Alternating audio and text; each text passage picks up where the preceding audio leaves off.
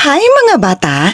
Nandito na naman si teacher. Ito ang simpleng paliwanag ko tungkol sa pattern. Ang pattern ay paulit-ulit na disenyo o modelo na nagsisilbing gabay na sinusundan o ginagaya sa isang gawain. Tingnan ninyo ang bawat larawan at sabihin ninyo ang kasarian ng batang itinuturo kung lalaki ba o babae. Lalaki, babae, lalaki, babae.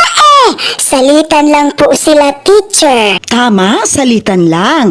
At para malaman ninyo kung ano ang dapat kasunod, tingnan lang ang kaparehong babae na makikita sa huli. Mapapansin ninyo na ang babaeng ito ay sinusundan ng lalaki. Gayahin natin ito. Kaya, ang dapat sumunod sa babaeng ito ay lalaki rin.